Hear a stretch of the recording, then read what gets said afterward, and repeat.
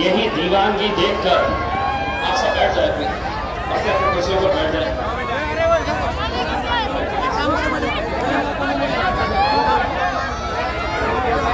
यही जोश देखकर मीडिया वाले जब मुझसे पूछते हैं कि इस बार कैसा रहेगा, तो मैं उन्हें जवाब देता हूं कि 2019 के अंदर 100% श्योर था, 2024 के अंदर 200% श्योर हूं कि मुझसे सवाल करते हैं कैसा कह रहे हैं। मैं कहता हूं कि मेरा हिसाब जो है वो जमीन पे नहीं होता है, मेरा रब मेरा हिसाब करता है। 2014 में किया, 19 में किया और इंशाल्लाह 24 में भी करेगा इंशाल्लाह। मेरे भाइयों,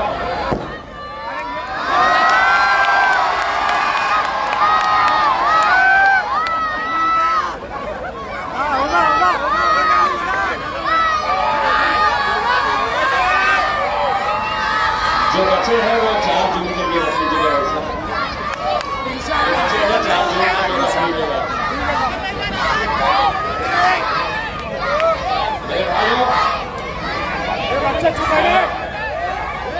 सबसे पहले तो इस मौके के ऊपर आपका तहे दिल से शुक्रिया अदा करना चाहता हूं। अल्लाह रब्बुल इज़्ज़त ने ये मौका दिया कि मैं हिंदुस्तान की सबसे अजीम जो ऐवान है, जिसे हम पार्लियामेंट कहते हैं, उस पार्लियामेंट के अंदर 543 मेंबर्स ऑफ पार्लियामेंट होते हैं। उसमें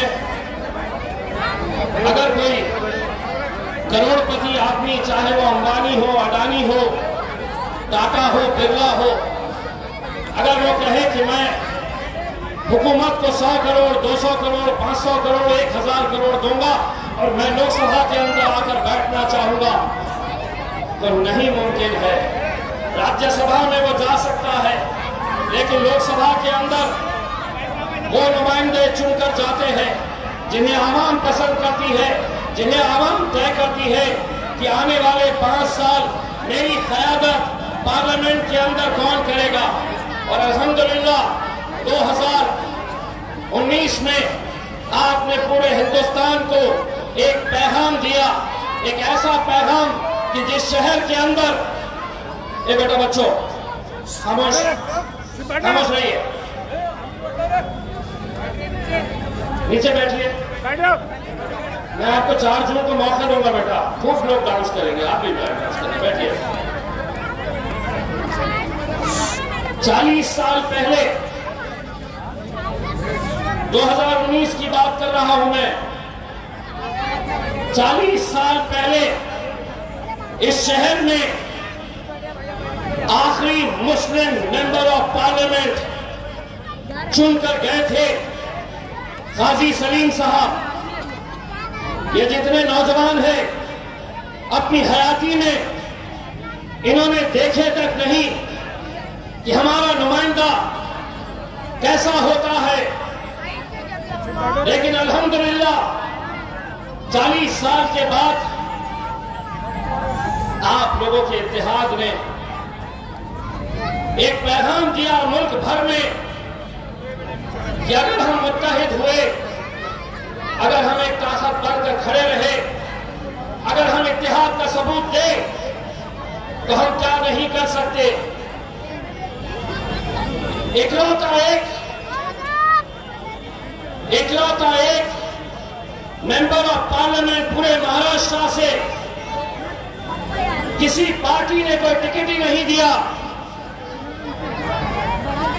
मुस्लिम मेंबर ऑफ पार्लियामेंट पूरे महाराष्ट्र से सिर्फ एक, और वो भी आपका बेटा, आपका भाई, आपका दोस्त इम्तियाज जलील।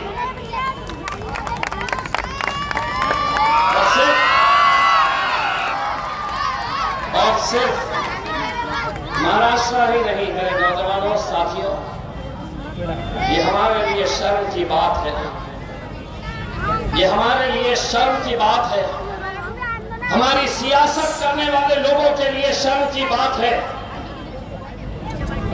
कि सिर्फ महाराष्ट्र में एक हमारे पड़ोसी ऐसे 7 ऐसे स्टेट्स है कि जहां पे एक भी आपका नुमाइंदा लोकसभा के अंदर आपकी नुमाइंदगी करने के लिए नहीं है। कर्नाटका में 0 है, राजस्थान में 0 है, मध्य प्रदेश में 0 है, झारखंड में 0 है, उत्तराखंड में 0 है, दिल्ली में 0 है। और हम कह रहे हैं ये हम अरे गैरों के लिए जब हम इस तरह की महफिलें सजाएंगे और ये कहेंगे कि स्टेज के ऊपर वो बैठेगा और मैं जमीन पे बैठूंगा, मैं तुम्हारे सामने कुर्सी के ऊपर बैठूंगा, वो स्टेज के ऊपर बैठेगा। 75 साल हमने यही करते आए हैं, यही किया है हमने।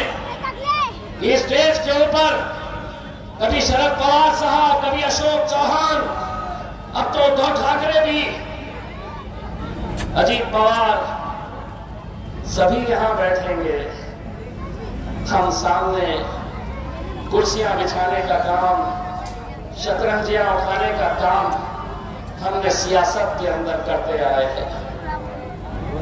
अब हमने उन्हें एक पैगाम दिया है और मैंने तो बड़े खुले अल्फाजों में उनको बता दिया हो कि अब अगर तुम स्टेज के ऊपर बैठेगे तो इम्तियाज जलील नीचे नहीं बैठेगा, तुम्हारे बाजू बैठेगा।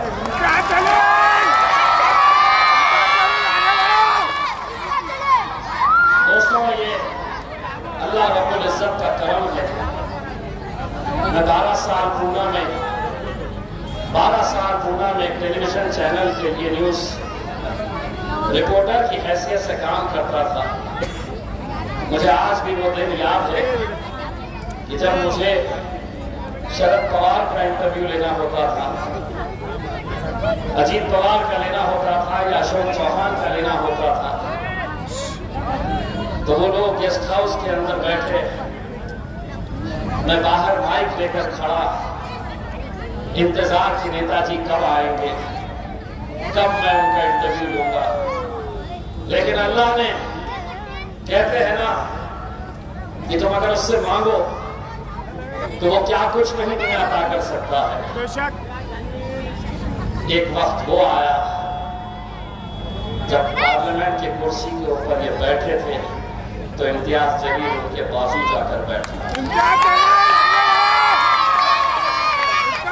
यह आप लोगों का इत्तेहाद था जिसे आज चिकनाचूर करने की कोशिश हो रही है, जिसे आज पूरी तरीके से तोड़ने की कोशिश हो रही है।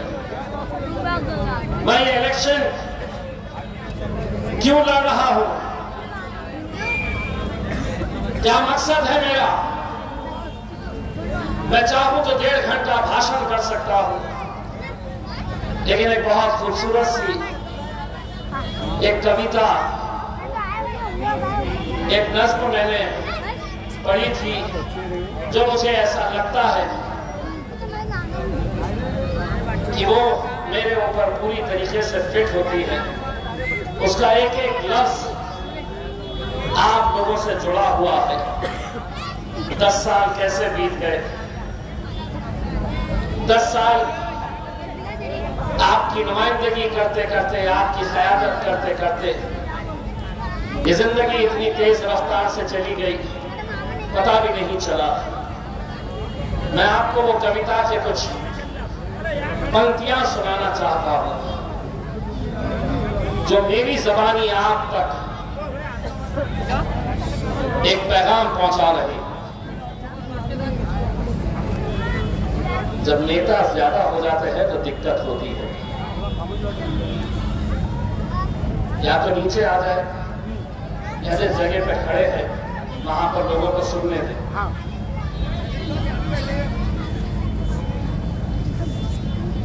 आहिस्ता चल जिंदगी, अभी कहीं कर्ज चुकाना बाकी है, कुछ दर्द मिटाना बाकी है, कुछ फर्ज निभाना बाकी है। रफ्तार में तेरे चलने से कुछ रूठ गए, कुछ छूट गए। रूठों को मनाना बाकी है, रोतों को हंसाना बाकी है। कुछ रिश्ते बनके टूट गए, कुछ बनते बनते छूट गए। इन टूटे छूटे रिश्तों के जख्मों को मिटाना बाकी है।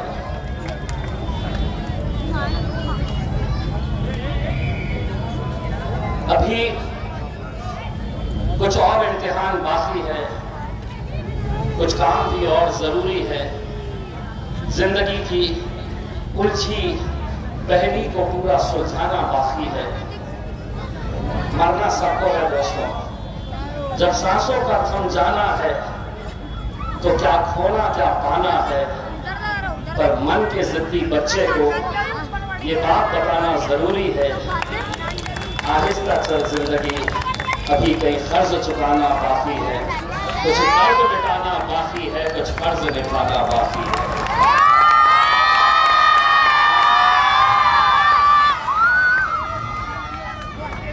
दोस्तों, 19 में जब मैं जीता था तो पूरे मुल्क में इसका जश्न मनाया गया था। मैं दिल्ली जाता, बिहार गया, उत्तर प्रदेश गया, वहां की आवाम मुझसे मिलने आती, देखने आती और यही कहते कि इम्तियाज भाई, हमारी कॉन्स्टिट्यूएंसी से, हमारे शहर से कौन जीत रहा है, हमें कोई लेना देना नहीं था। हम बस एक दूसरे को फोन करके यही पूछते थे कि वो औरंगाबाद वाले का क्या हो रहा है।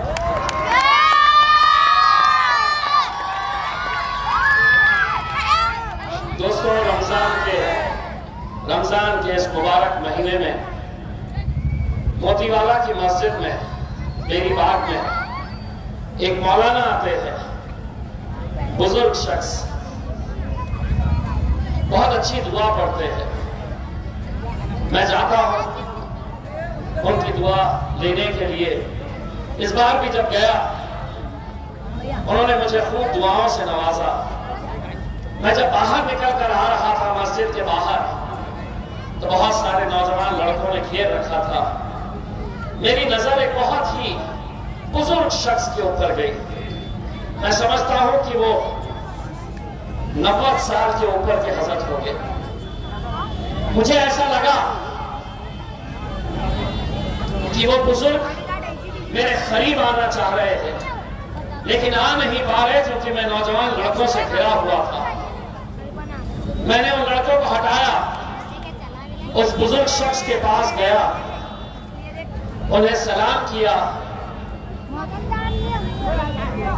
उन्होंने सलाम का जवाब दिया और उन्होंने मुझसे कहा कि बेटा, मैं जालना का रहने वाला हूं। मैं उन्हें हाथ मिलाकर कहा कि मेरे लिए दुआ करना। उन्होंने जो जवाब दिया वो सुनिए। उन्होंने मुझसे कहा कि बेटा, मैं और मेरे पूरे घर वाले पूरे रमजान के महीने में तहज्जुद में उठकर तुम्हारी कामयाबी के लिए हम दुआ कर रहे हैं बेटा।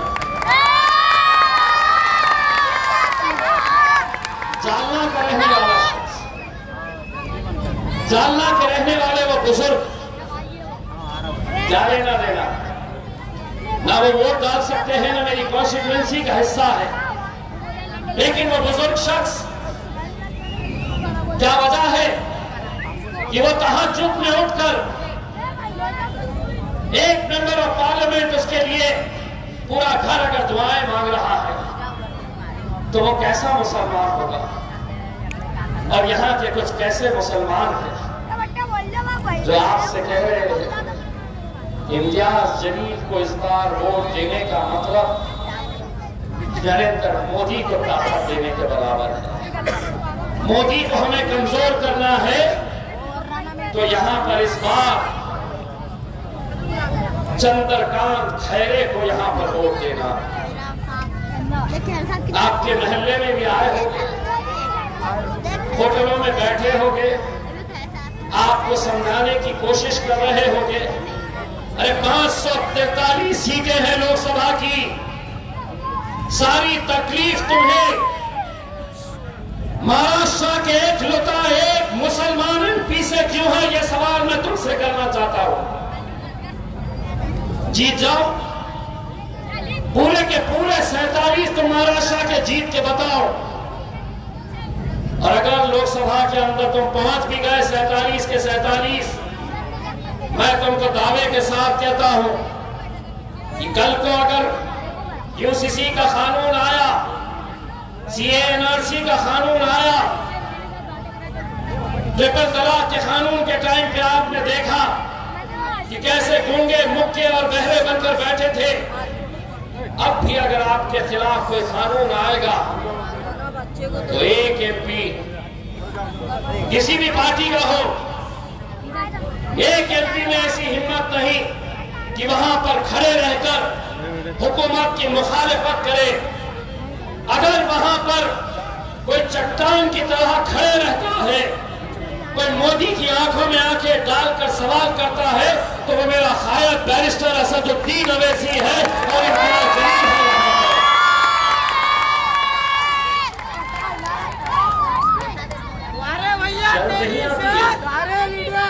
शर्म नहीं आती है। बाबरी मस्जिद की शहादत के अंदर जिसने बड़े फख्र से कहा था कि हां हमने ये मस्जिद गिराई है, बयान है उसका, और यहां के मुसलमान उसे कंधे पर बिठाकर मतदान उसे करो। क्यों? तुम हिरवा साहब नहीं है क्या? हिरवा साहब किसे कहा गया था? तुम्हें एक ये है, दूसरे साहब बहुत पैसा आया है मार्केट में, गरीब बस्तियों में हमारे कुछ लोगों को पकड़ा गया है कि ये लो पैसा, जाओ गरीब बस्तियों में गरीबों के वोटर आईडी कार्ड लो, उनके उंगली के ऊपर वोटिंग का निशान लगाओ। वोटर कार्ड इलेक्शन के एक दिन बाद तक उनके पास रहेगा, उसके बदले में तुम्हें पैसा दिया जाएगा। पैसा कितना? किसी को 500, किसी को 1000, किसी को 1500 या ज्यादा से ज्यादा 2000। छुमरे एक बात सुन ले, इतने पैसों में कुत्ते की भी कोई अच्छी ब्रीड तो मार्केट से खरीद नहीं सकता, ये शेर के बच्चों को तो इतने पैसों से खरीदने के लिए।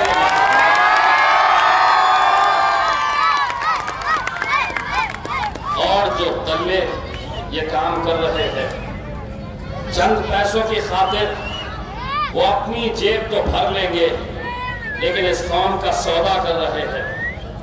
ऐसे लोगों से होशियार रहिए।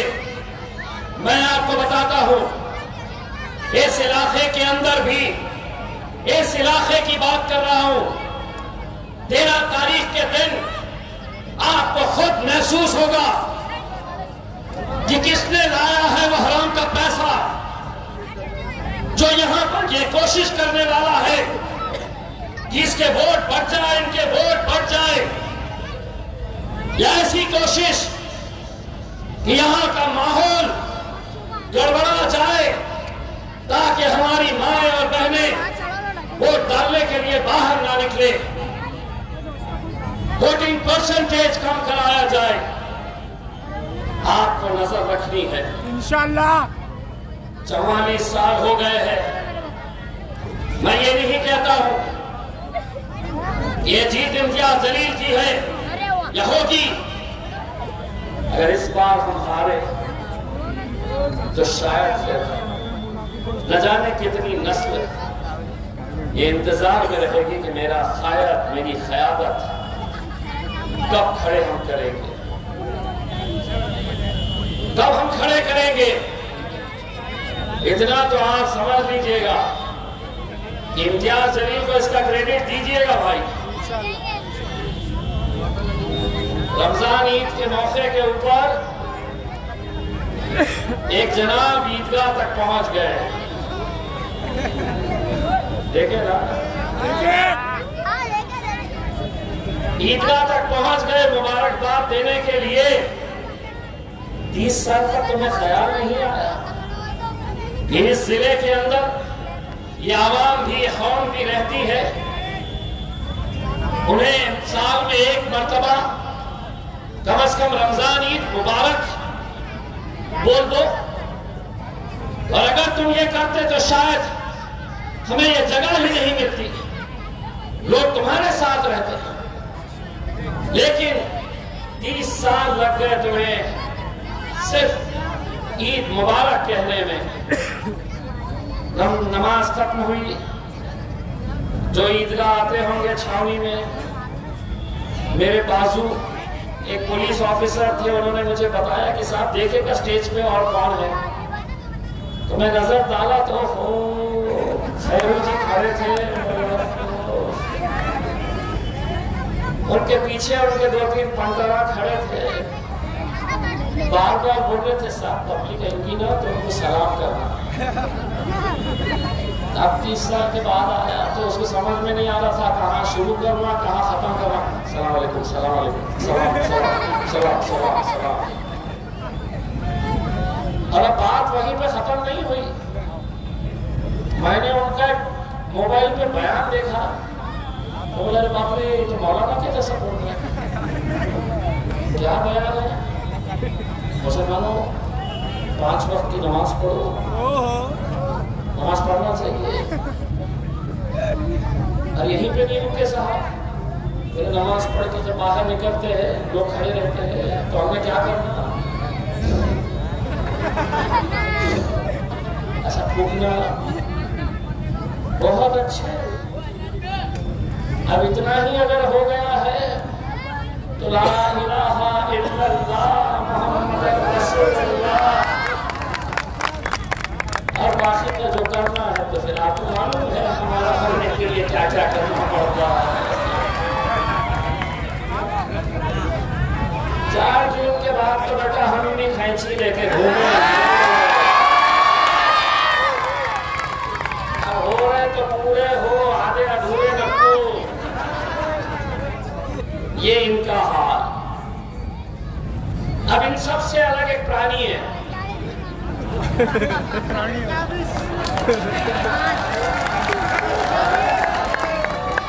सबको मालूम विचित्र प्राणी कौन है?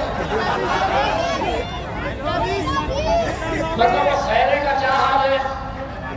ये मेरा आखिरी इलेक्शन है, दे दो ना, दे दो ना, मेरा आखिरी इलेक्शन दे दो ना।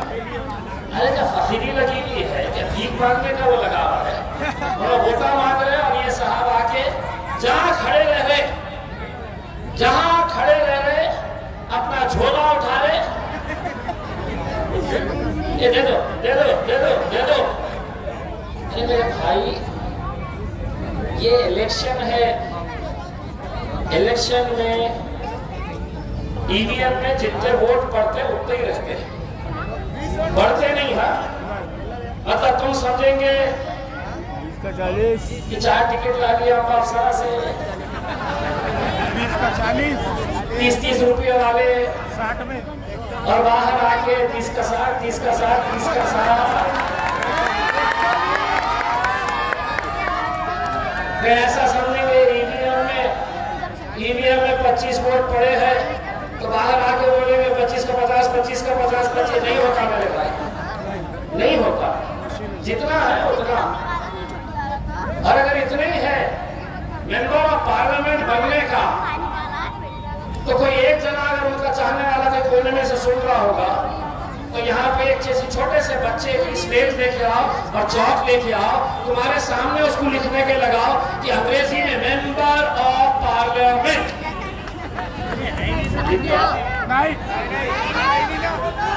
नहीं लिखता। आप लोगों ने मजाक बना दिए हैं। अरे कानून बनाए जाते हैं, वहां पर कानून तय किए जाते हैं कि नौजवानों के ताल्लुक से क्या कानून बनाए जाएंगे। आज हमारे शरीयत के कानून भी अगर वहां पर बन रहे हैं तो वहां पर एक संजीव की नुमाइंदगी वहां पर चाहिए।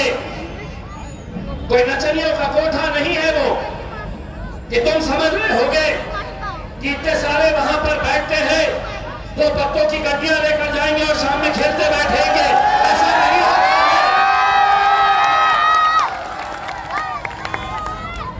मैं सोशल क्लब चलाता हूं। अच्छा, अल्लाह रसूल की बातें, जुआ, सारे 2 नंबर के धंधे, और बोल रहे हैं कि मेरा मुकाबला खैरे से नहीं, घुमरे से नहीं। मेरे राजा इलेक्शन लड़ रहे हैं, एक आध मरतबा अपने भाषण में घुमरे को भी टारगेट किया, खैरे को भी पकड़ो, जहां उठे सुटे 300-500 रुपए वाले को, यूट्यूब वाले को बुलाते, ले मेरा इंटरव्यू ले। आज मैं इम्तियाज जलील को और देता हूं, सुबह दोपहर शाम बस इम्तियाज जलील, इम्तियाज जलील, इम्तियाज जलील। अब तो उनके कोई घर वाला बोला था एक रात में नींद में से उठ गए, मैंने इम्तियाज आया था।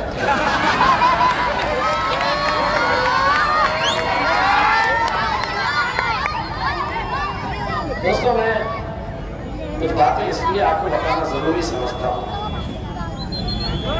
कि एक क़यादत जब आपकी खड़ी होती है तो उसका असर कैसा होता है। आज से तकरीबन साल भर पहले या 1.5 साल पहले उस्मानाबाद के कुछ नौजवान लड़के आए। 2 महीने से वो घर के बाहर थे, पुलिस से भागते फिर रहे थे। क्यों? क्योंकि उन्होंने उस्मानाबाद के किसी चौक के अंदर टीपू सुल्तान, हजरत टीपू सुल्तान की जयंती के मौके के ऊपर उन्होंने एक झंडा लगाया। दूसरे दिन शिवसेना वाले, बजरंग दल वाले, वीएचपी वाले वहां पर गए, वो झंडे को निकाल कर फेंका और उस झंडे की जगह उन्होंने अपना झंडा लगाया। माहौल खराब हो गया, गड़बड़ाने लगा।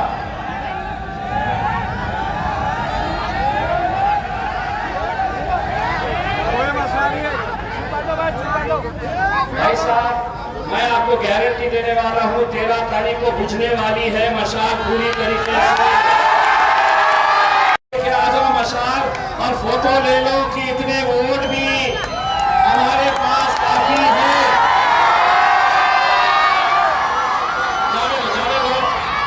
जाने दीजिए भाई साहब, वो मत दीजिएगा, सबको इख्तियार है इलेक्शन लड़ने का, किसी न किसी को कोई रोकना नहीं चाहिए। किसी ने किसी को बताया आपको बैठ जाइए,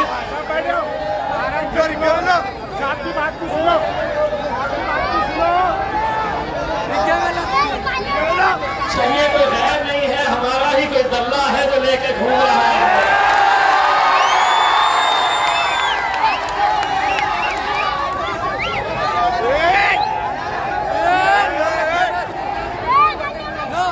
ये प्रॉब्लम क्या है मालूम क्या? हम जरा से शरीफ क्या हो गए तो ये सारे समझते हैं।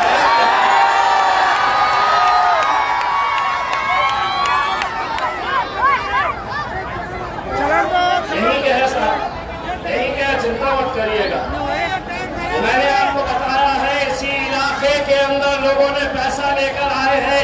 एक जनाब ये गए हैं, तुम्हारी कैसी बुझने वाली है और 4 तारीख के तुम्हारे कैसे बजने वाली है ये भी देखिएगा।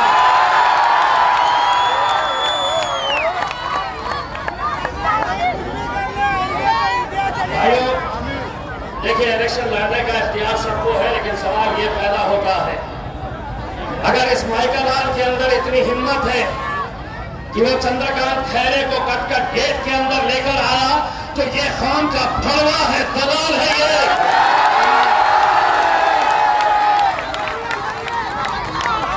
जिसको जो भाषा समझ में आती है समझ ले, और तुम भी रिकॉर्ड कर लो, उसको भड़वा बोला हूं मैंने। खान की भड़वागिरी करने वाले कोई गैर नहीं है, हमारे ही अपनों में से कुछ लोग हैं जिन्होंने 40 साल तक मुसलमानों की क़यादत को खत्म करने का काम किया है, कुत्ते के जैसे कुछ हड्डियां फेंक दो, काटने के ऊपर चले जाते हैं, काटने का काम करते हैं। अब तो आ गया 13 तारीख को तेरे बाप को भी यहाँ पर लाके बिठा देना और देखना कि कटकट गेट की आवाम उसका हाल क्या करती है।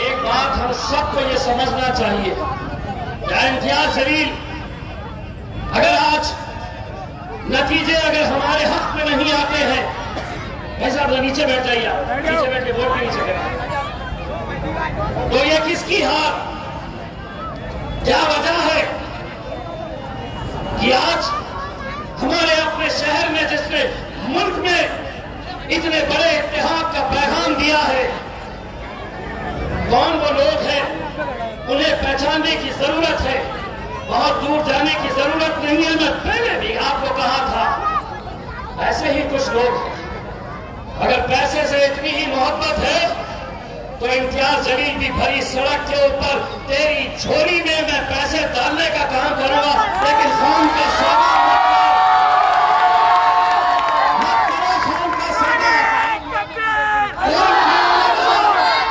कोई नहीं आने वाला हमारा प्रोत्साहन हार लेने के लिए। मेरे भाइयों, कोई नहीं आने वाला।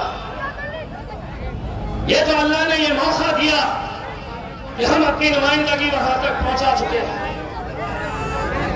बस आप लोगों से इतनी इल्तिजा करना चाहूंगा कि 13 तारीख के दिन आप सभी ने अपनी जिम्मेदारी समझिए, एक एक वोट की कीमत क्या होती है, ये बात को समझिए मेरे भाइयों। आज ये तमाम साजिशें जो चल रही है, जो षड्यंत्र जो खेल खेले जा रहे हैं, ये आपके सर को झुकाने के लिए किए जा रहे हैं।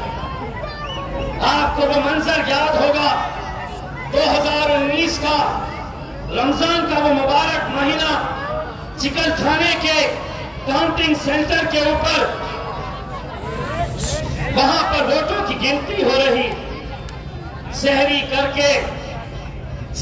करके नौजवान लड़के वहां पर दिन भर इस इंतजार में बैठे रहे कि 40 सालों के बाद हमें आज जश्न मनाने का मौका मिलेगा। और अचानक असर की नमाज के वक्त आपको ये खबर आती है कि इम्तियाज जलील 5000 वोट से पीछे हो गया है। आप वो कैफियत कैसी थी, सिर्फ आपकी नहीं,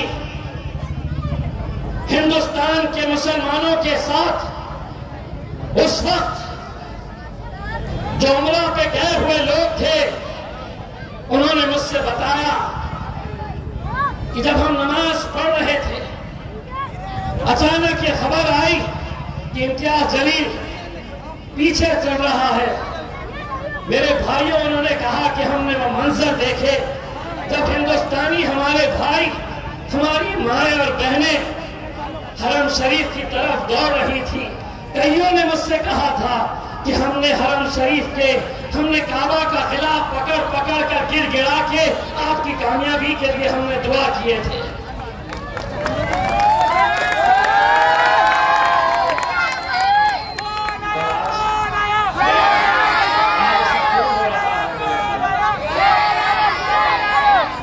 मैं ये नहीं कहता कि मैं अकेला आपकी नुमाइंदगी में तो था नहीं यहाँ पर, 12 साल में बाहर था, क्यों आपने अपनी क़यादत खड़े नहीं कर पाए? क्यों? 2014 के अंदर यही वो लोग थे जिन्होंने इलेक्शन से एक रात पहले अखबार छापे थे, उर्दू में एक अखबार छाप कर नौजवान लड़कों को दिए थे कि जाओ रहमानिया कॉलोनी में कटकट गेट में, खिरारपुरे में, बेरी बाग में या अखबार बांटो।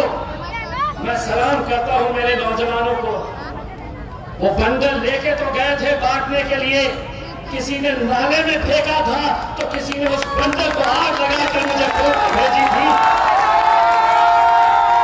और मुझसे कहे थे कि इम्तियाज भाई हम आपके साथ धोखा नहीं करेंगे कहते। वो जज्बा था।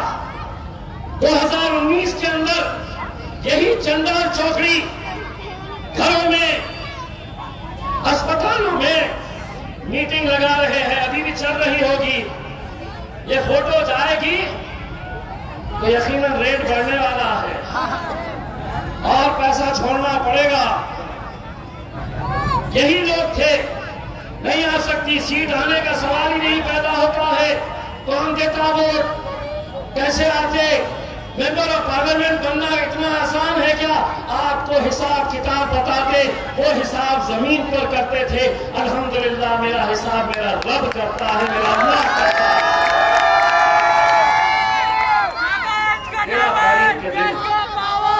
13 तारीख के दिन एक दिन आपको मुझे देना है।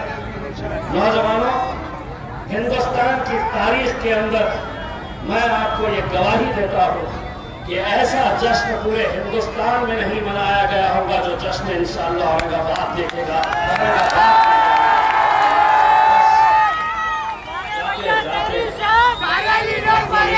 पतंग है,